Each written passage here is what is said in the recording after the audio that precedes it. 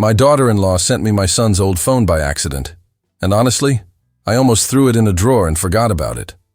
It was one of those outdated models, no SIM card, no reason to exist anymore, just another piece of junk from a life that doesn't come back. But when I plugged it in and the screen lit up, I saw something that made my blood run cold.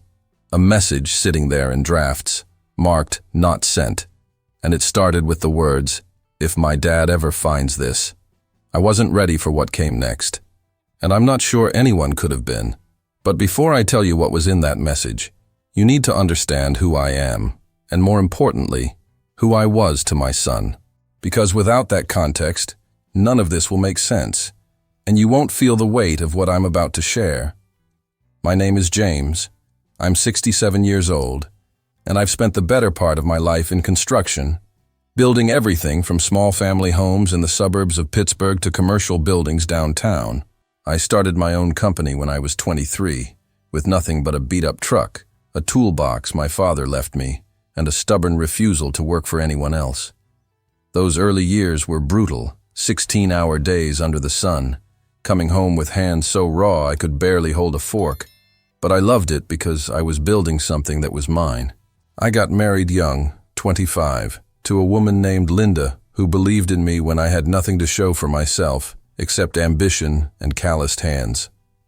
We had our son 2 years later, and I remember holding him in the hospital, this tiny thing that fit in the crook of my arm, and thinking, I'm going to give you everything I never had. And I meant it. I worked myself half to death to make sure he had a good house, good schools, everything a kid could want. But somewhere along the way, I confused providing with presents, and I thought that as long as the bills were paid and the roof didn't leak, I was doing my job as a father. I didn't realize that a kid needs more than a solid foundation. He needs to know the man who built it actually sees him. My son, I'll call him Michael, grew up in a 3-bedroom house on Maple Street.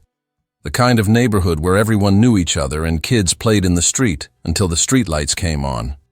He was a quiet kid, thoughtful, always drawing or reading, and I'd look at him sometimes and wonder where he got that from because I was all action, no contemplation.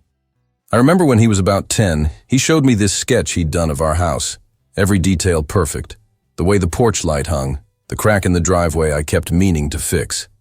I looked at it for maybe 5 seconds, said, "That's real nice, buddy," and went back to reviewing a contract for a job in Monroeville. I didn't see his face fall, didn't notice how he folded that drawing and never showed me another one. I was too busy building other people's dreams to notice I was dismantling my own son's. The years went by like that, me working, him growing, and the distance between us widening in ways I didn't recognize until it was too late. When he was 16, I took him to a job site, thought I'd teach him the trade, show him what real work looked like. He tried. He really did. But I could see his heart wasn't in it. And instead of asking him what he wanted, I just pushed harder. "Well, you're not going to make it in this world being soft," I told him one afternoon when he complained about the heat. "Life doesn't care about your feelings, it cares about what you can build." He didn't say anything, just nodded and went back to work. And I thought I'd taught him a valuable lesson. What I actually taught him was that his feelings didn't matter to me, that who he was wasn't good enough. By the time he graduated high school, we barely talked about anything that mattered.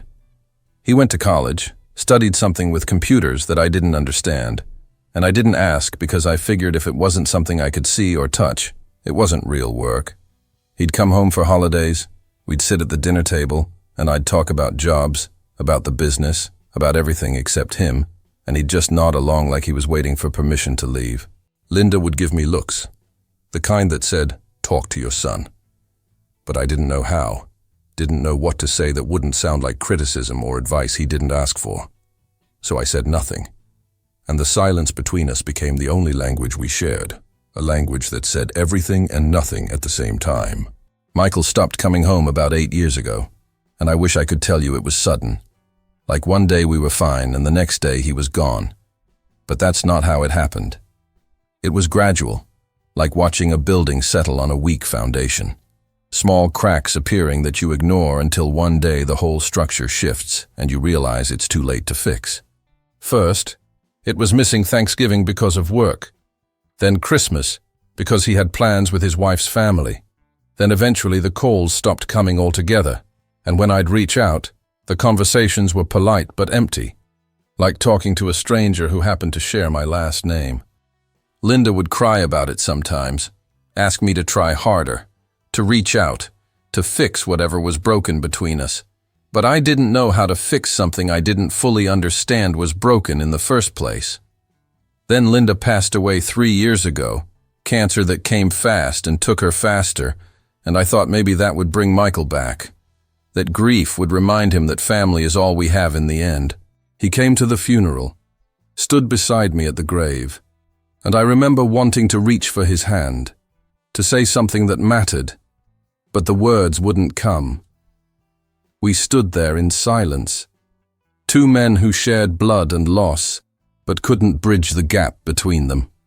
And after the service, he hugged me, a brief, awkward thing that felt more like obligation than comfort.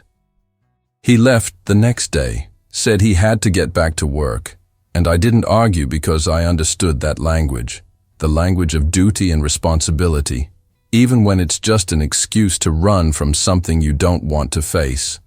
His wife, Sarah, she's the one who kept the connection alive, sending cards on my birthday, calling every few months to check in, asking if I needed anything.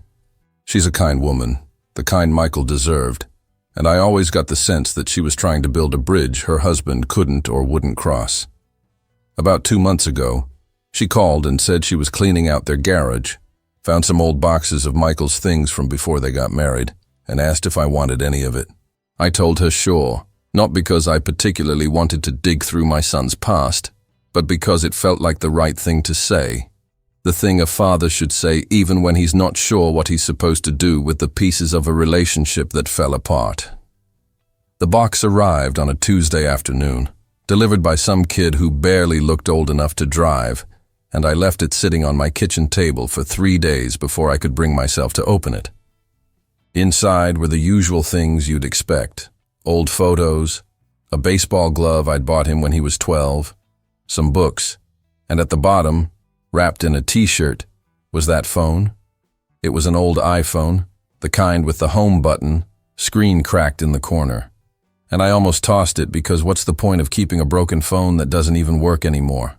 But something made me plug it in, maybe curiosity, maybe loneliness, maybe just the desperate hope that somewhere in that device was a piece of my son I hadn't lost yet. When the screen finally lit up after sitting on the charger for an hour, I felt this strange mix of anticipation and dread, like opening a door you're not sure you want to walk through.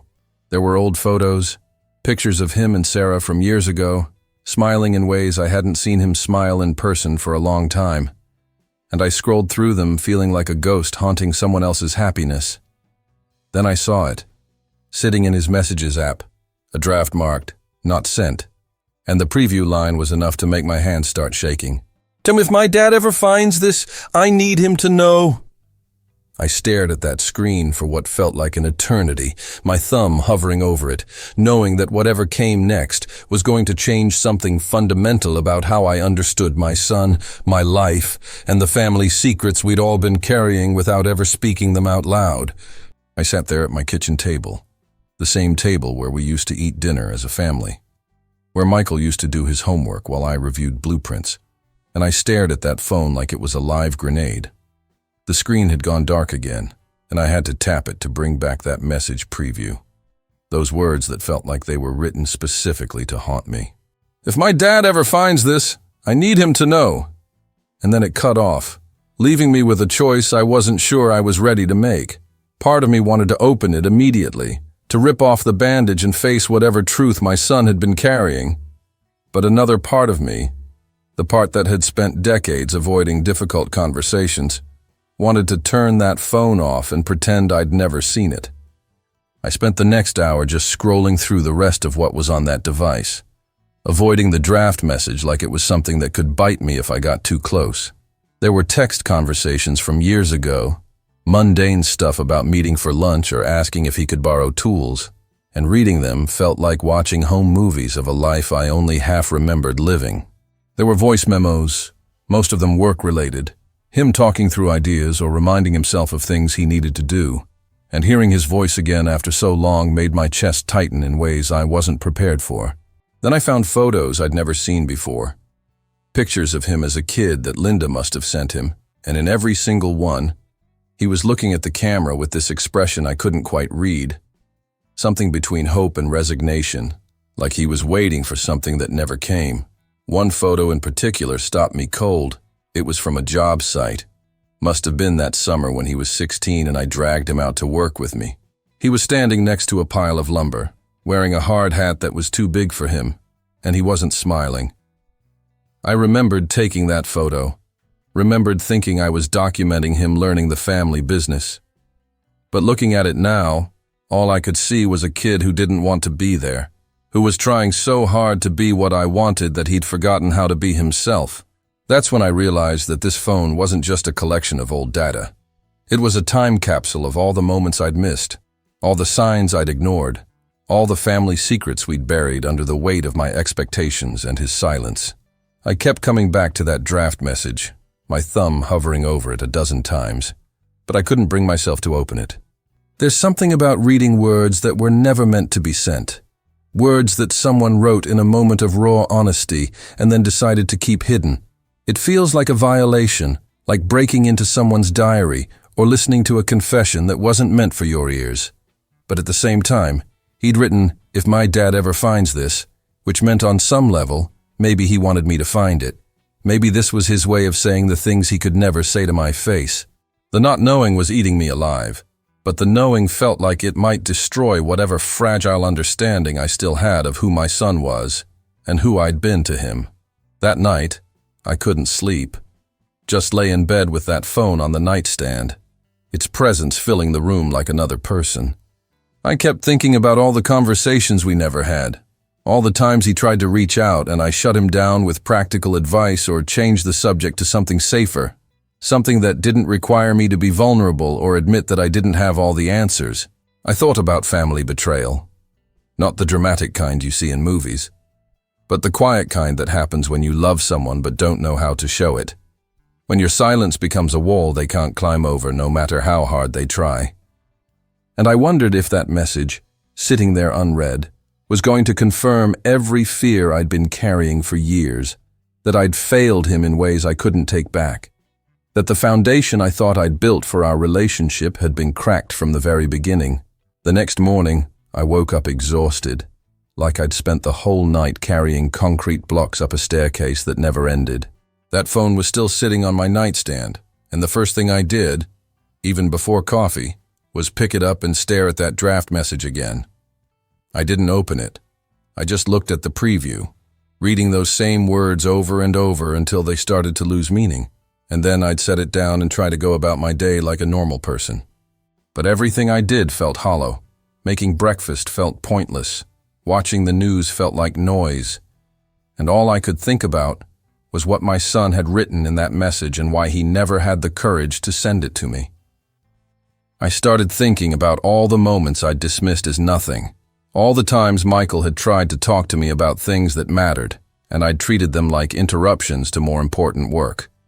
I remembered when he was 14, came to me one evening while I was in the garage organizing tools, and he said he wanted to talk about something that was bothering him at school. I didn't even look up, just kept sorting through wrenches and said, "Is it something that's going to affect your grades?" He said no, and I told him, "Then handle it yourself. That's what men do." He stood there for a moment. I could feel him waiting for me to turn around, to actually look at him, but I didn't. And eventually I heard his footsteps walking away.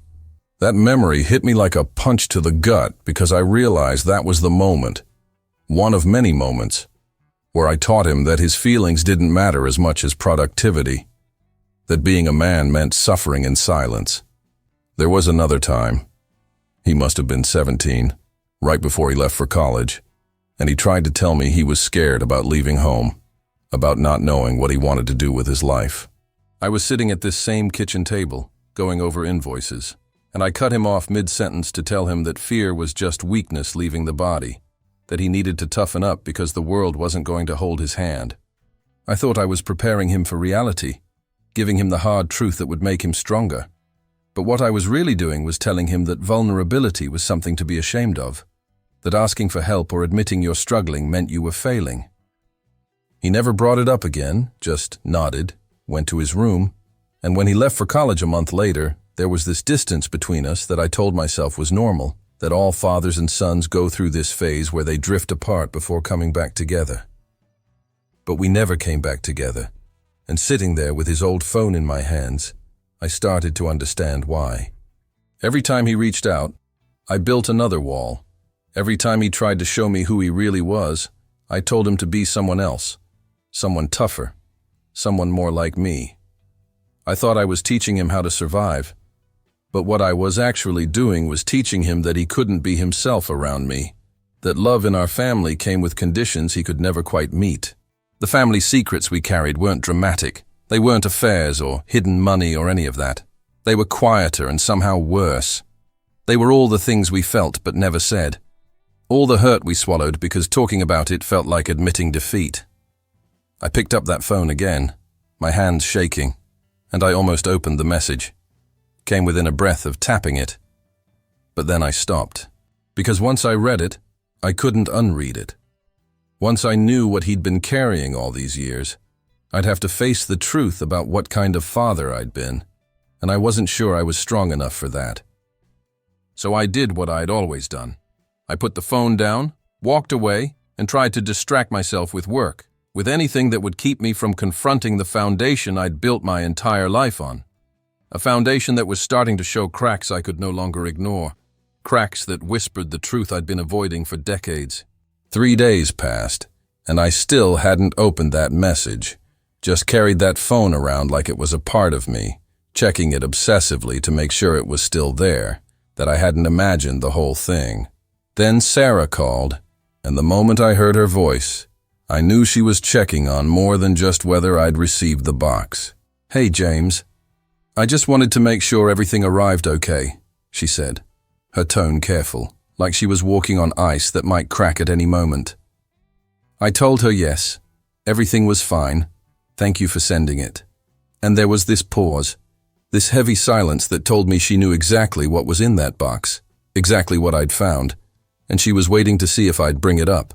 "How did you find the phone?" she asked finally, and I could hear something in her voice, not quite fear, but close to it, like she was bracing for impact. I said yes, told her I'd plugged it in, looked through some old photos, kept my voice steady even though my heart was hammering in my chest. Another pause, longer this time, and then she said something that made my blood run cold. "James, if you saw anything on there, any messages or drafts, I just want you to know that Michael wrote those during a really difficult time." The way she said it, the emphasis on difficult time, told me she knew exactly what was in that draft, had probably read it herself, maybe even been there when he wrote it. I asked her what she meant, tried to keep my voice casual, but she wasn't fooled. He was going through a lot back then, struggling with things he didn't know how to talk about, and he wrote that message one night when he was feeling particularly low. She stopped, and I could hear her breathing on the other end of the line, gathering courage for what came next. "He never sent it because he was afraid of how you'd react, afraid of making things worse between you two, afraid that saying what he really felt would be the final nail in the coffin of your relationship."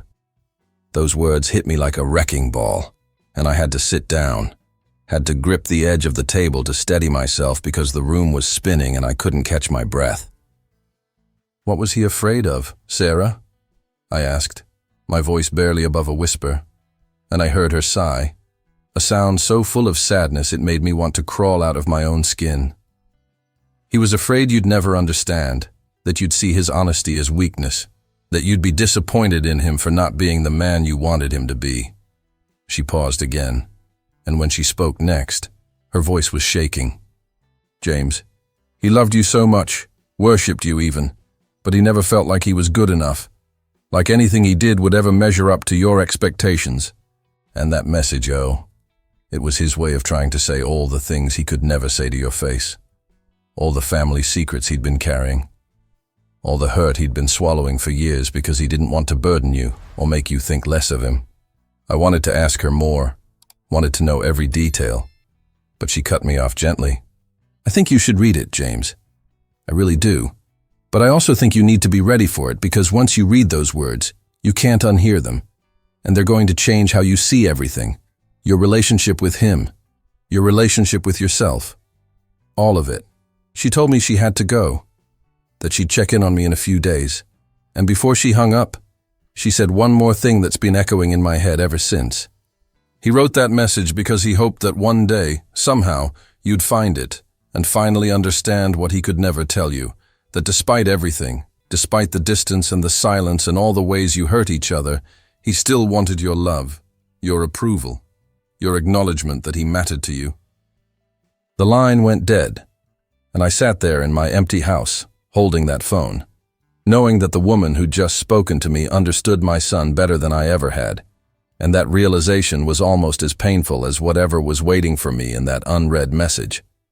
After that call with Sarah, I couldn't stop thinking about what she'd said, about Michael being afraid, about him carrying all this weight for years and never feeling like he could share it with me. I kept that phone in my shirt pocket for the next 2 days, close to my heart, like if I kept it near enough I could somehow absorb whatever truth was locked inside it without actually having to face the words directly. I'd be sitting in my living room, watching some show I wasn't really paying attention to, and my hand would drift to that pocket, feeling the weight of that device, and I'd think, just open it, just read it and get it over with. But I couldn't, because once I did, everything would change, and I wasn't sure I was ready for that kind of change.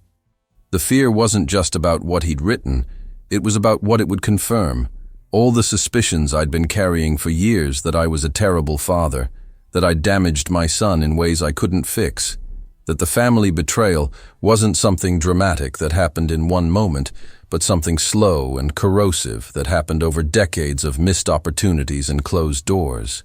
I started having these dreams where I'd open the message and the words would be in a language I couldn't read, or they'd disappear as soon as I looked at them, and I'd wake up sweating, my heart racing, feeling like I was being given a chance to understand something crucial. But I kept failing to grasp it. It was torture. This limbo between knowing and not knowing. But somehow it felt safer than the alternative. I thought about all the things I wished I'd done differently. All the moments I could have chosen connection over correction, vulnerability over stoicism. And I realized that my whole life had been built on this idea that strength meant never showing weakness, never admitting you were wrong, never letting anyone see the cracks in your foundation. I'd built that construction company the same way, with rigid standards and no room for error. And it had been successful because buildings don't need emotional support. They just need solid engineering. But sons aren't buildings. They're human beings with feelings and needs that can't be met with blueprints and hard work. And I'd treated Michael like a project that needed to be completed rather than a person who needed to be loved. One night, I sat at my kitchen table with that phone in front of me, a glass of whiskey beside it, and I stared at the screen until my eyes burned. I picked it up, unlocked it, navigated to that draft message, and my thumb hovered over it for what felt like an eternity. Just do it, I whispered to myself. Just read it, and face whatever comes next. But my hand was shaking so badly I was afraid I'd drop the phone. The fear was physical, a tightness in my chest, a knot in my stomach, a voice in my head screaming that once I crossed this line, there was no going back, that I'd have to live with whatever truth my son had been carrying, and I wasn't sure I was strong enough to carry it with him.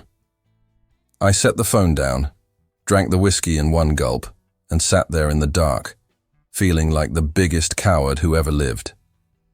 Here was my son, reaching out from the past, trying to tell me something he'd never had the courage to say when he was alive and present in my life, and I couldn't even find the courage to listen. Some words can change everything, can rewrite the past even when they arrive too late to change the outcome, and I was terrified that these words would show me a version of myself I didn't want to see, a father who'd been so focused on building structures that he'd forgotten to build a relationship with the one person who mattered most. But I knew, sitting there in that empty house with nothing but silence and regret for company, that I couldn't avoid it forever. That eventually I'd have to open that message and face the family secrets we'd both been carrying. The truth about who we were to each other and who we'd failed to be. It took me 4 more days to finally open that message. 4 days of carrying that phone everywhere, of waking up in the middle of the night with my heart pounding, of standing in front of the bathroom mirror, asking myself what kind of man is too afraid to read words his own son wrote. On the 5th morning, I woke up before dawn, made coffee, sat at the kitchen table, and decided that today was the day, that I couldn't live in this limbo anymore, that whatever was in that message couldn't possibly be worse than the torture of not knowing. I picked up the phone, my hands steadier than they'd been in days, unlocked it, navigated to that draft, and before I could talk myself out of it again, I tapped it open and started reading the words my son had written, but never had the courage to send. If my dad ever finds this, I need him to know that I've spent my whole life trying to be the man he wanted me to be, and I've failed at it every single day. That was the first line, and it hit me like a sledgehammer to the chest, knocked the air right out of my lungs. I had to stop, had to set the phone down and breathe, had to remind myself that I'd asked for this, that I needed to know. But God, it hurt in ways I wasn't prepared for. I picked it up again, kept reading. I know he thinks I'm weak, that I'm too soft, that I don't have what it takes to survive in the real world, and maybe he's right.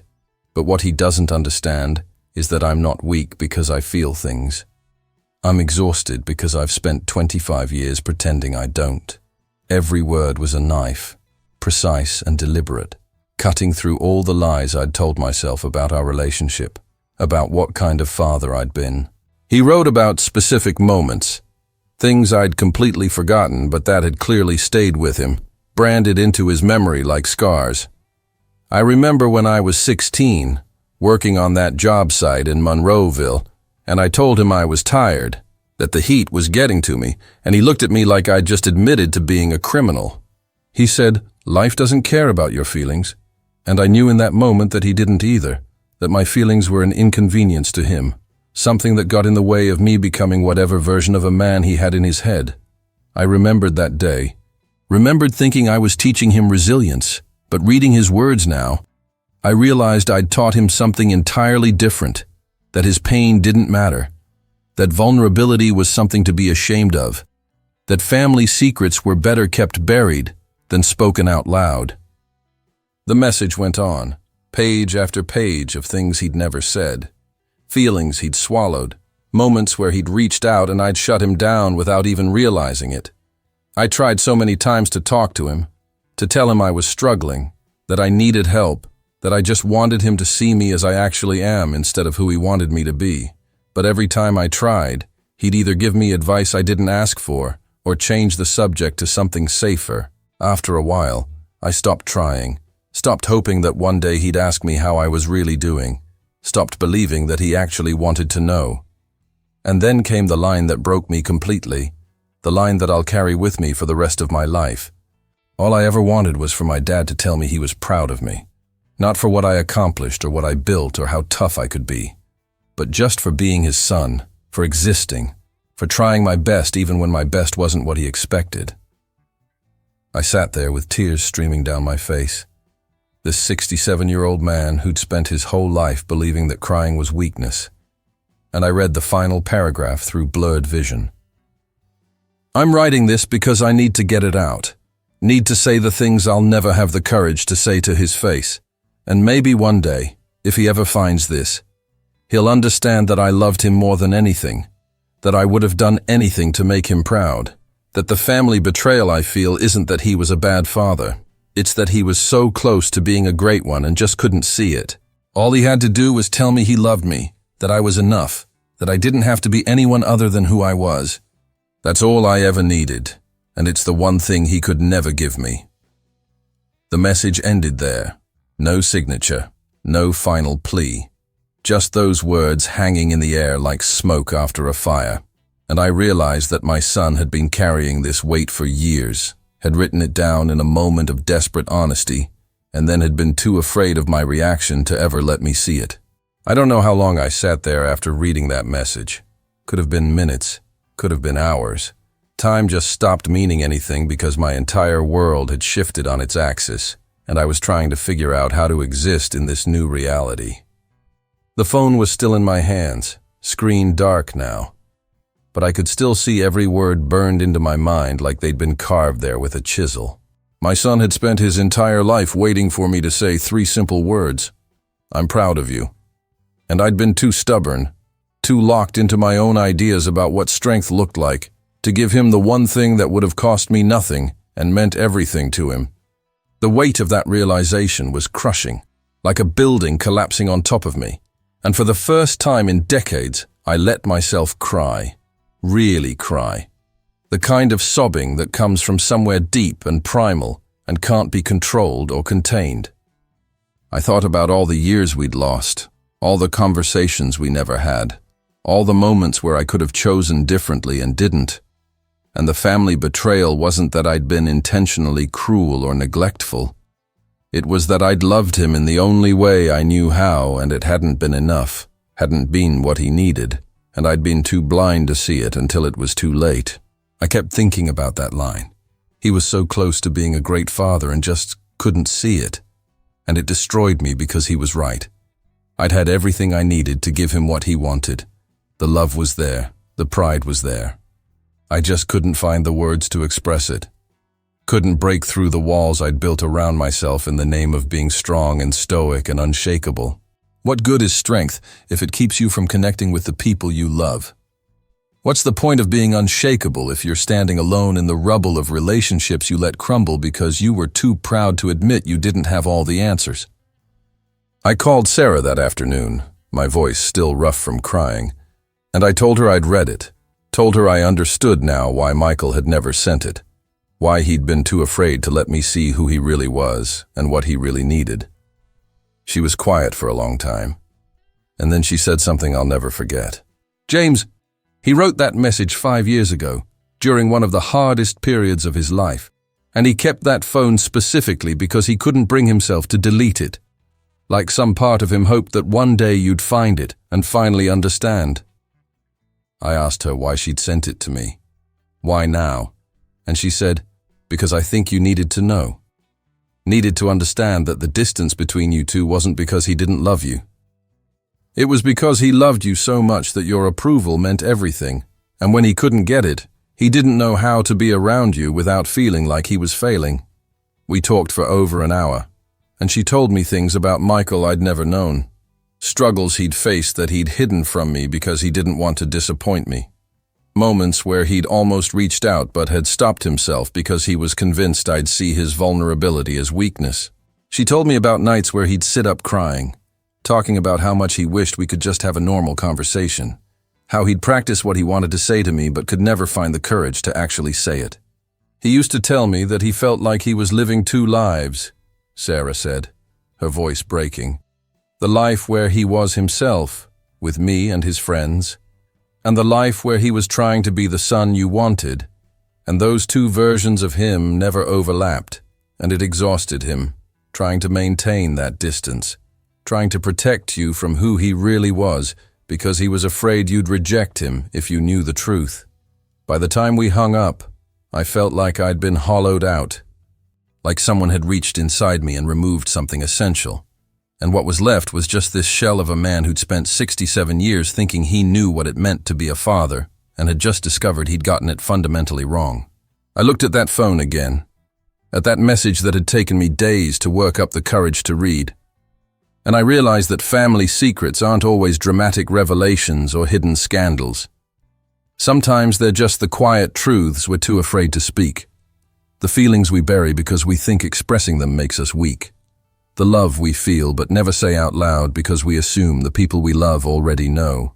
My son had given me a gift, even if he'd never intended for me to receive it. He'd shown me exactly where I'd failed, exactly what he'd needed, and even though it was too late to fix things between us, it wasn't too late to learn from it, to understand that the foundation I'd built my entire life on had been flawed from the beginning, and now I had to decide what to do with that knowledge. That night, I did something I never thought I'd do. I opened a new note on that same phone, and I wrote a response to Michael, even though I knew he'd never read it, even though I knew it was too late for the words to reach him the way they should have years ago. I wrote everything I should have said when he was alive, told him I was proud of him, that he was enough exactly as he was, that my silence was never about him not being good enough, but about me not knowing how to express what I felt. I told him I was sorry. Sorry for all the times I made him feel small. Sorry for teaching him that feelings were weakness. Sorry for being so close to being the father he needed and missing the mark because I was too stubborn to see what was right in front of me. When I finished, I saved it on that phone and put it in a drawer in my bedroom, next to a photo of him from when he was 10 years old, smiling at the camera with that hopeful expression I'd failed to nurture. I still carry the weight of that message every single day. Still think about all the family secrets we kept from each other. Not because we were hiding terrible things, but because we were hiding our hearts, protecting ourselves from the vulnerability that real connection requires. Some messages arrive too late to change the outcome, too late to repair what's been broken, but they can still teach us something valuable about how to love the people who are still here, how to speak the words that matter before it's too late to say them. I think about Michael every morning when I wake up, every night before I sleep, and I wonder if somewhere, somehow, he knows that I finally read what he wrote, that I finally understood what he needed, that even though I failed him in life, I'm trying to honor his memory by being better, by learning from the mistakes I can't undo. If you're listening to this and there's someone in your life you love but haven't told, someone you're proud of but haven't said it to, someone who needs to hear that they're enough exactly as they are, don't wait, don't assume they already know. Don't make the same mistake I made. Family betrayal isn't always dramatic. Sometimes it's just the quiet failure to say the things that matter most. And by the time you realize what you've lost, the opportunity to fix it might be gone. If this story touched you, if it made you think about your own relationships, I'd appreciate it if you'd hit that like button. Subscribe to hear more stories like this, and leave a comment telling me about someone you need to reach out to. Because maybe, just maybe, sharing these stories can help us all be a little braver about expressing the love we feel before it's too late.